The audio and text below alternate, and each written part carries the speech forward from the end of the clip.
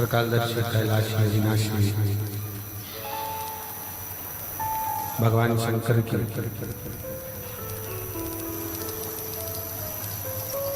परम पवित्र पुण्यमय आनंदमय कंकर शंकर की धरा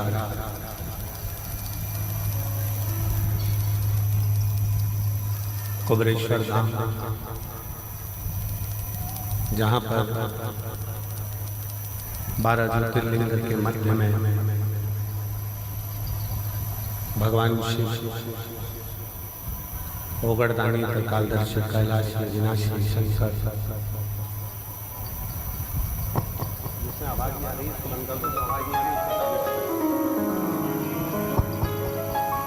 भगवान शिव देवदेव महादेव भगवान शंकर की पवित्र पावन भूमि कुबरेश्वर धाम में रुद्राक्ष महोत्सव के इस पवित्र पावन अवसर पर 2025 का ये रुद्राक्ष महोत्सव 7 दिवसीय भगवान शंकर की पवित्र पावन कथा का रसपान ग्रहण करने का सौभाग्य भगवान शिव की कृपा से पीछे की आवाज खोलिए, पीछे की आवाज खोलिए। भगवान शंकर की करुणा, उनकी उदारता से ये पवित्र पावन महापुराण की कथा का दिव्य और भव्य कार्यकर्ता ध्यान दे, जहां से आवाज आ रही है वहां जाकर जरा पता करें।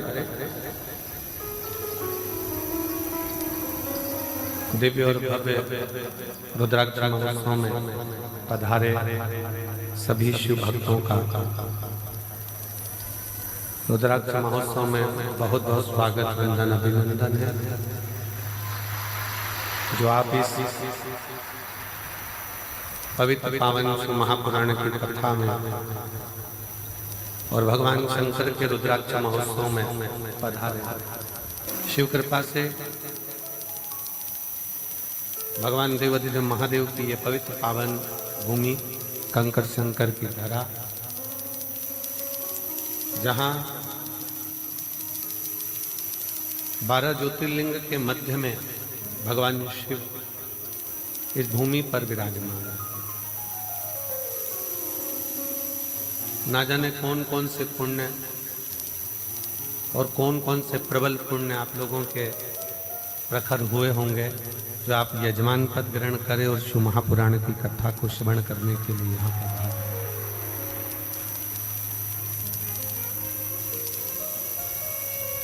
शिव कृपा, वो कहते हैं ना,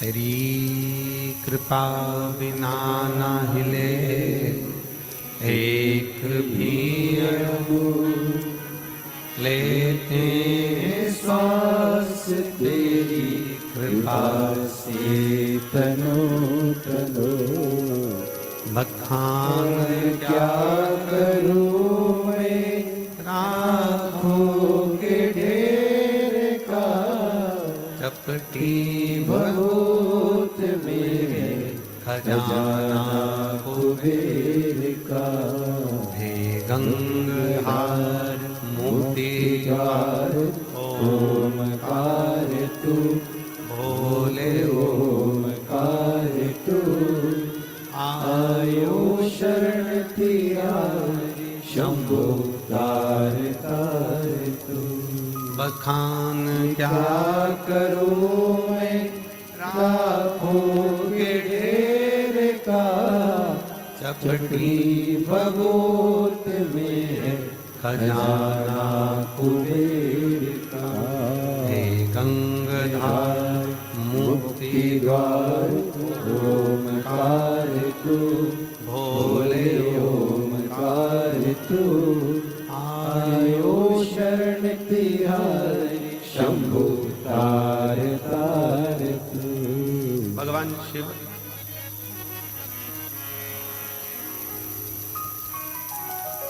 आज कथा जो प्रारंभ हुई है रुद्राक्ष महोत्सव की, प्रदोष के दिन से प्रारंभ हो रही है।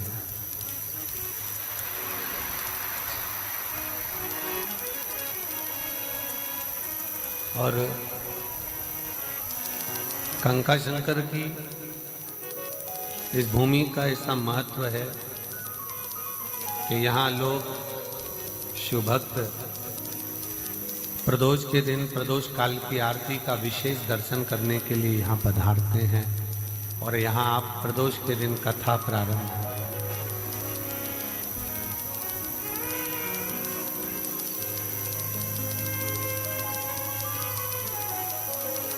एक विश्वास भगवान देवाधिदेव महादेव के प्रति, एक भरोसा भगवान देवाधिदेव महादेव के प्रति जब बहुत प्रबल हो जाए, प्रखर हो जाए, तो समझ लेना कि फिर शिव को मिलने में कोई देरी नहीं। शंकर मिलेगा।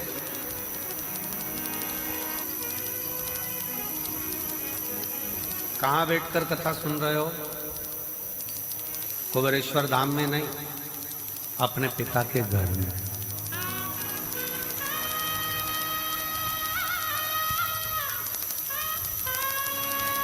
अपने पिता के घर में बैठकर कथा कर स्नान कर।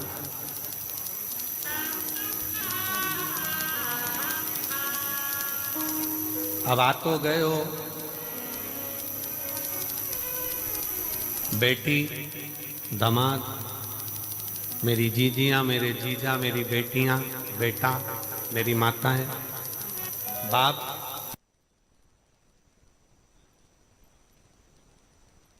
दामाद को खाली भेजता है, देखकर ही भेजता है।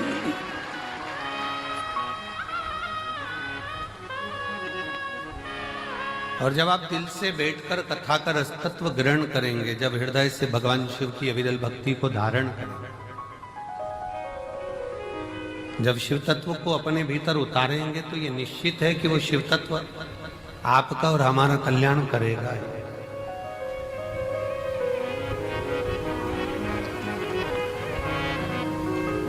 ये केवल रुद्राक्ष उत्सव नहीं है कि केवल रुद्राक्ष महोत्सव हो, केवल रुद्राक्ष उत्सव नहीं है।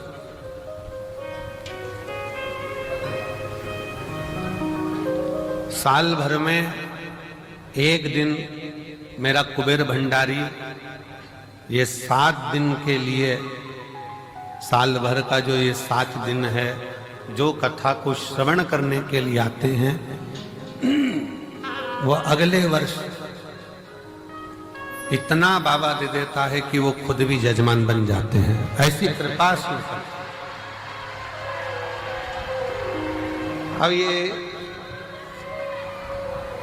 ये यजमानों की लिस्ट पहले, सबसे पहले शुरू करा जब 2 नाम थे, 1 नाम थे, 5 नाम थे, धीरे धीरे बढ़ते बढ़ते बढ़ते बढ़ते 30 नाम यजमान को रुद्राक्ष उत्सव में। और कई यजमानों के फोन आते रहे कि अब हमें यजमान बनाओ, हमें बनाओ, परंतु बैठक व्यवस्था देखते हुए, कुबेरेश्वर धाम की व्यवस्थाओं का ध्यान रखते हुए यजमानों को नियुक्त किया।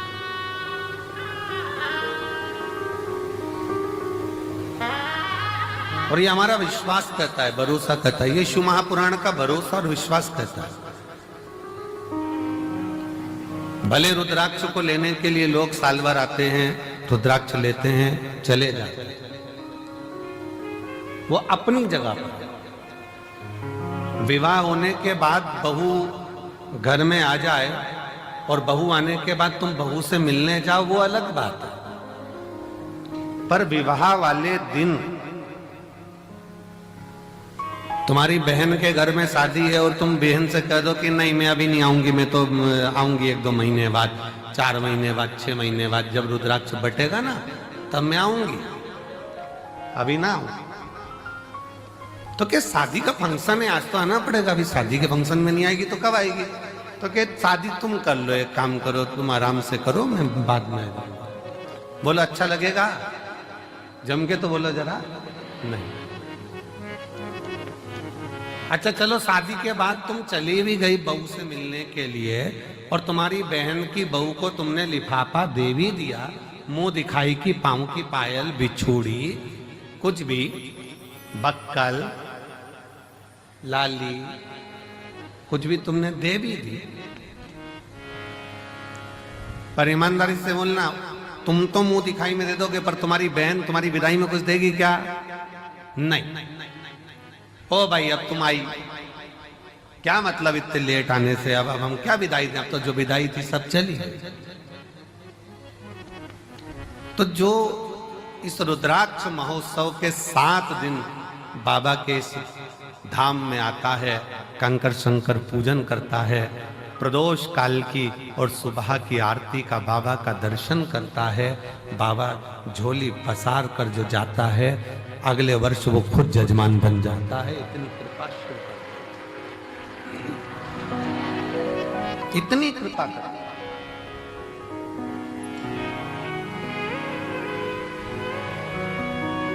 सोमानी जी, बहुत दूर दूर से लोग अमेरिका से भी आए हैं, ना जाने कहां कहां से शिव भक्त आए हैं, सब जगह से, और भी जयपुर, जोधपुर, बिहार, ये उत्तर प्रदेश हो, राजस्थान हो, महाराष्ट्र हो, हरियाणा, पंजाब, सब दूर से, दिल्ली आदि सबसे, कोई कम नहीं है। पीछे का आवाज आ रही है, पीछे देखिए क्या है।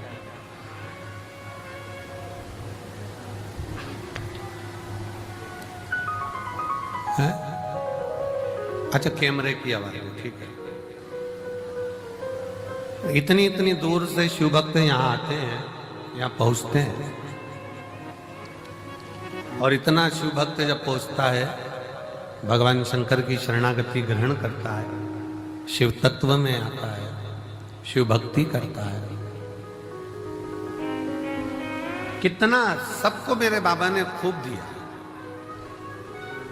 आप सब बताना, जो पहले कुबेरेश्वर धाम आए होंगे, अगर यहां से नहीं मिलता तो ये लाखों की संख्या में तुम लोग आते।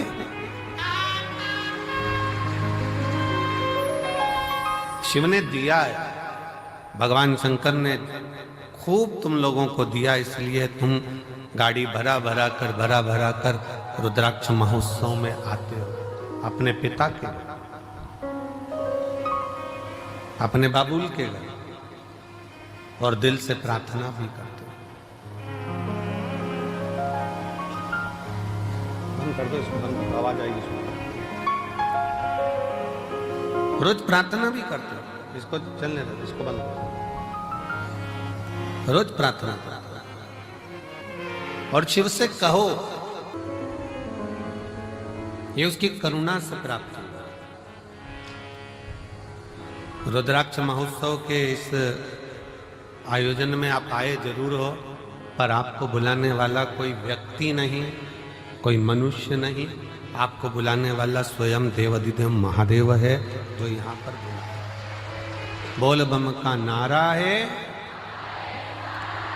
जम के जरा बोल बम का नारा है, सारी समस्या का हल उसने आपको बुलाया।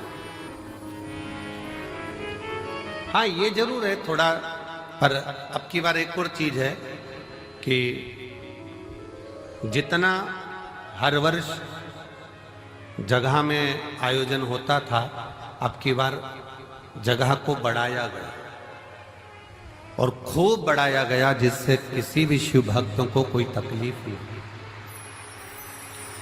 और मैं प्रशासन को भी धन्यवाद देता हूं, जिन्होंने भक्तों के आने के लिए कोई 1 किलोमीटर या 2 किलोमीटर किसी को चलना नहीं पड़ रहा, मात्र रोड पर उतरते हैं और 200 मीटर की दूरी पर चलकर आप कुबेरेश्वर बाबा के धाम पहुंच जाए। ऑटो से भी उतरे तो भी 200 किलोमीटर 250 किलोमीटर आप 250 मीटर आप चल रहे हैं, 200 मीटर की दूरी पर, बस 150-200 मीटर की दूरी पर गाड़ियां खड़ी होती हैं। आप कुबेरेश्वर धाम पर पहुंचकर बाबा का कथा का और दर्शन का लाभ लें। दिल से 7 दिन अपने पिता के घर में रहकर दिल से भक्ति करो, श्री शिवाय नमस्तुभ्यम का जाप करो, कंकर शंकर की पूजन करो। और फिर निवेदन है, इस भूमि का प्रमाण है कि जो जाता है वो 3 महीने में आता है और भोले बाबा बुलाता जरूर है, बुलाता।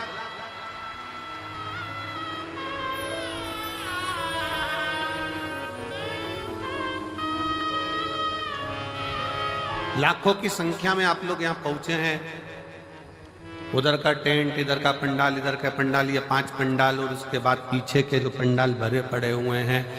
कई लोगों को जिनका नियम है अपनी झोपड़ी बनाकर, अपनी चादर लगाकर, बांबू लगाकर अपना बनाकर रहना, भजन करना, भोजन करना, ऐसे रहते हैं जैसे हम कल्पवास करने के लिए बाबा के 12 ज्योतिर्लिंग में आकर विराजमान, भक्ति कर, भजन कर।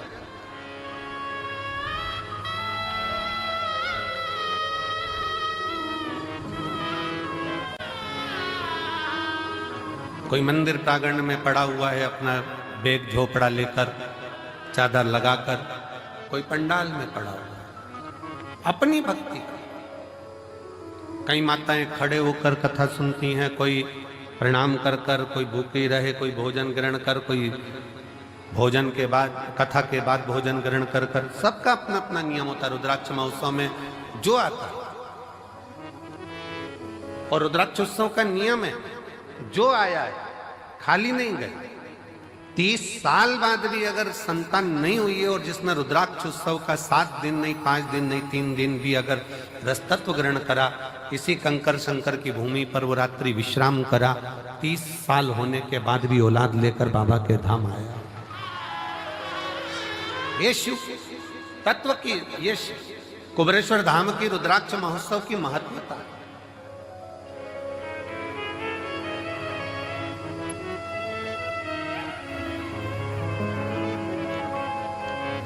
ये 24,000 श्लोक का ये शिव महापुराण की कथा कहती है कि मानव का देह, मनुष्य का शरीर, कोई ये ना सोचे कि केवल सुख ही सुख भोगने के लिए मिला है। गुलाब का फूल और मानव का शरीर दोनों कष्टों के घेरे में रहता है। गुलाब का फूल भी कष्टों के घेरे में है और कांटों के घेरे में है, और मनुष्य का देह भी, मानव का शरीर भी कांटों के घेरे में है, दोनों।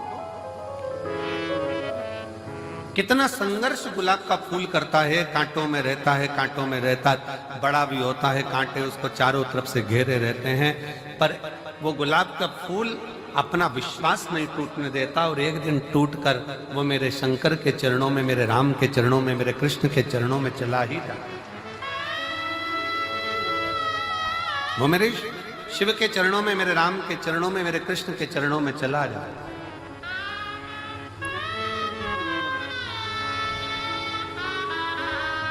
बस मानव भी इसी तरह से, मनुष्य का देह भी इसी तरह से, बहुत संघर्ष का जीवन होता है। ऐसा नहीं मानव शरीर सरल है,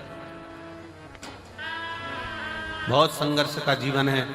आए दिन तकलीफें सामने खड़ी होती है, कष्ट सामने खड़ा होता है, दुख सामने खड़ा होता है। परिश्रम करता हुआ मनुष्य आगे बढ़ता चले जाता है अपना कर्म करते करते, और परिश्रम करता करता मनुष्य कर्म करता करता आगे बढ़ता चले जाता है। और जब बढ़ता है तो एक दिन ऐसा आता है भगवान शिव की कृपा से कि वो अपनी मंजिल तक पहुंच ही जाता है, वो पहुंचता है अपना कर्म। और एक बात अपने स्मरण में रखिए,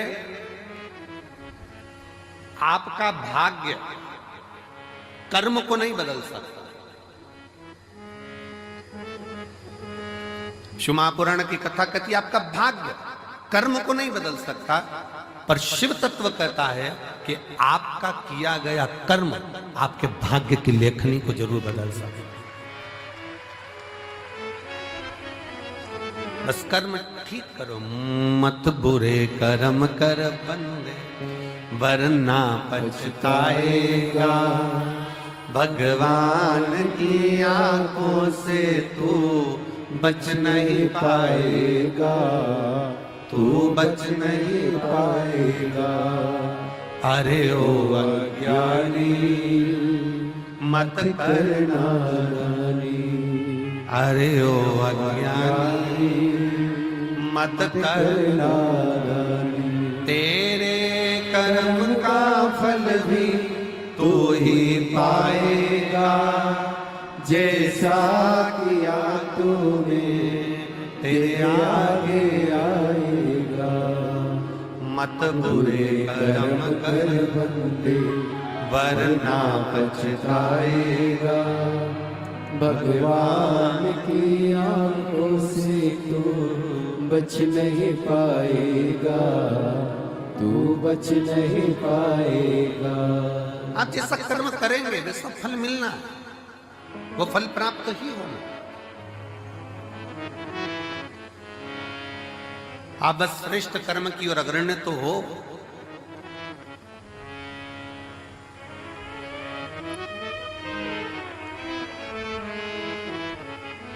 शिव महापुराण की कथा कहती है सत्य टिकता है और असत्य मिटता है। सत्य टिक जाता है, बहुत लंबा टिकेगा। आप सत्य के पथ पर चलिए, अपनी मेहनत करते हुए, अपने कर्म को करते हुए, अपनी लगनता को बढ़ाते हुए, अपनी मेहनत को बढ़ाते हुए, अपने कर्म को आगे बढ़ाते बढ़ाते बढ़ाते बढ़ाते जब अग्रण्यता में बढ़ोगे तो निश्चित है कि आपका भाग्य बदलेगा। एक बड़ा सुंदर प्रसंग है।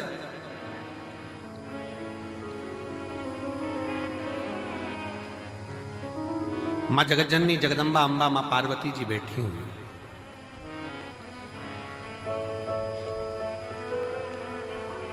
और मां अंबा मां जगतजननी जगदम्बा मां पार्वती जी विराजमान है। और उसी समय पर मां पार्वती जी के पास में दोनों बहुएं, रिद्धि और दूसरी सिद्धि, दोनों आई।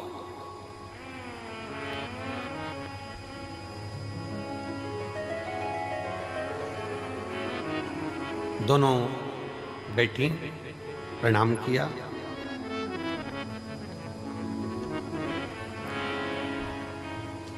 पार्वती जी ने आज रिद्धि सिद्धि दोनों को कहा कि मेरा फर्ज था, मैंने वो अदा कर दिया। विवाह करा बच्चों का, और बच्चों का विवाह कर कर बच्चे का मंगल विवाह हो गया। आप बहुएं घर में आ गई। अब ये मेरा फर्ज पूर्ण हो गया।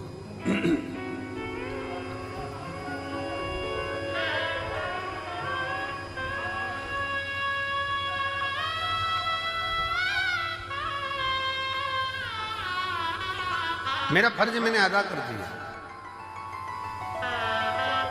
बहुएं घर में आ गई हैं, अब मेरा कर्म पूरा हो गया।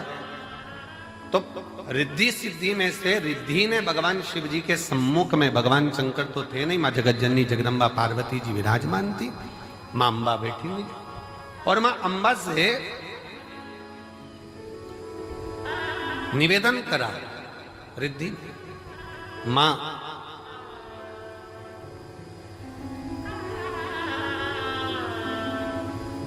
एक श्रेष्ठ स्त्री का, एक श्रेष्ठ नारी का सबसे बड़ा कर्तव्य क्या है? एक श्रेष्ठ स्त्री का, एक श्रेष्ठ नारी का सबसे बड़ा कर्तव्य क्या है? एक स्त्री अपने कर्तव्य का निर्वहन कैसे करे, उसका सबसे प्रबल कर्तव्य क्या है? और ये केवल एक रिद्धि के लिए नहीं, माता रिद्धि के समय की बात नहीं, ये हुआ था भगवान दशरथ जी के सामने भी।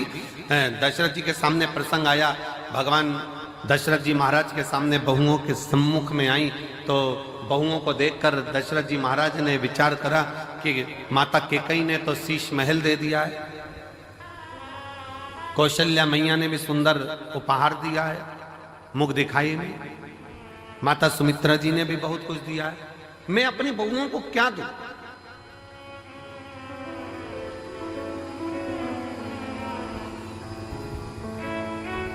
तब दशरथ बाबा ने कुछ समय के बाद एक फल मां जानकी जी की गोद में दिया और कहा, इस फल से हमारे घर की मर्यादा का स्मरण करिए। जानकी माता ने उस फल के टुकड़े करे और वो फल दशरथ जी के हाथ में ले जाकर दिया। दशरथ जी ने देखा कि जितने मेरे घर के सदस्य हैं उतने उस फल के टुकड़े हैं। दशरथ जी ने अपनी बहू को साधुता दिया कि मेरे घर में जो बहू आई है वो श्रेष्ठ आई है।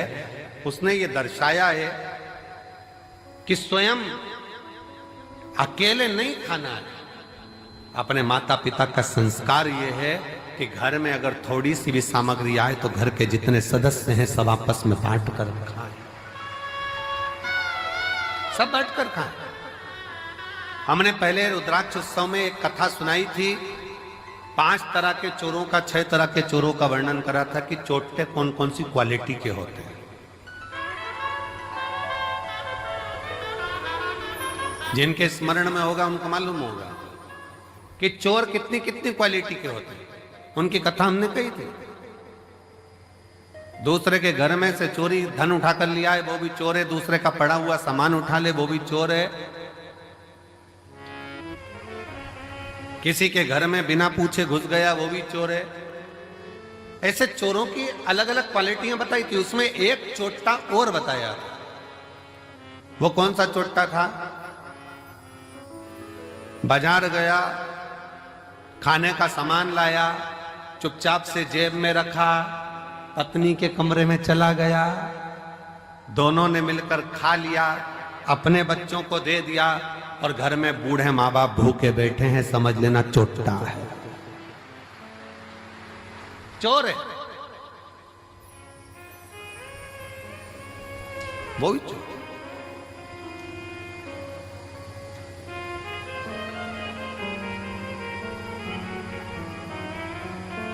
घर में बुजुर्ग माँ बाप बैठे हैं, अगर तुम एक पोहे की पुड़िया, एक समोसे की पुड़िया, एक कुरकुरा का पैकेट, एक वेपर्स का पैकेट तुम अगर लेकर आए हो, एक एक्स्ट्रा लेकर आते, बुजुर्ग माँ बाप को दे देते। शास्त्र कहता है बच्चा और बूढ़ा एक समान होता है। जितनी खाने की ललकता बच्चों में होती है उतनी ललकता बूढ़ों में भी होती है, बुजुर्ग में भी होती है। थोड़ा सा समर्पण यदि आपका हो तो आपके जीवन की सहजता, सरलता और श्रेष्ठता हो जाए। चोरों में भी ये चोर माना गया कि आप स्वयं खा रहे हो, स्वयं ले रहे हो। यहां तक कहता है स्वयं खा लेना सुकृति है, छुड़ा कर खा लेना विकृति है, और बांट कर खाना यह भारत देश की संस्कृति है कि हम बांट कर खा।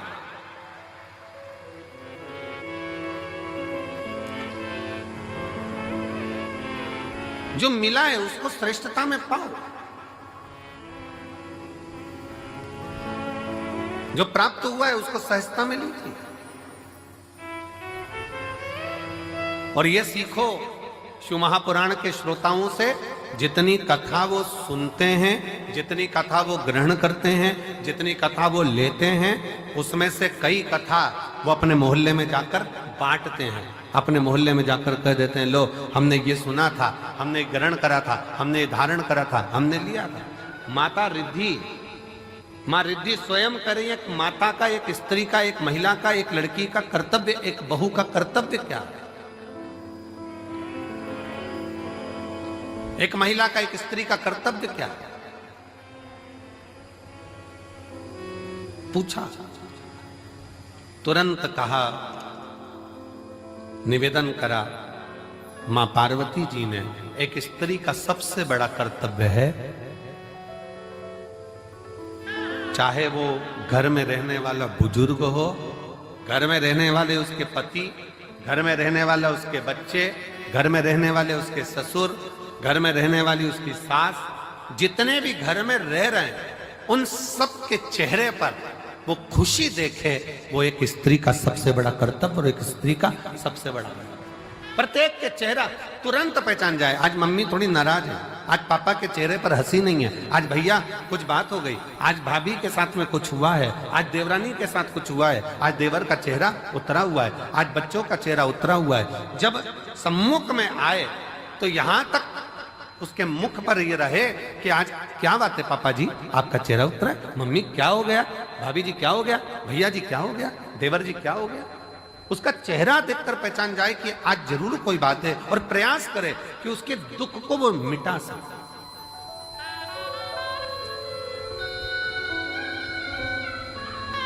एक बात बहुत अच्छे तरह से कहेंगे, आज के जमाने में भूखे को भोजन कराने वाले ढेर सारे हैं, कम है क्या? जम के बोलो जरा। आज के जमाने में भूखे को भोजन कराने वाले बहुत सारे हैं, पर आज के जमाने में जो भूखा है, जो भूखा रहता है, उसको कमाने का तरीका सिखाने वाले कम है। भूखे को भोजन देने वाले बहुत सारे मिलेंगे और कहेंगे हम इनको भोजन करा देंगे, हम इनको लंगर करा देंगे, हम इनको भंडारा करा देंगे, ये भोजन करें, ये भोजन ग्रहण करें।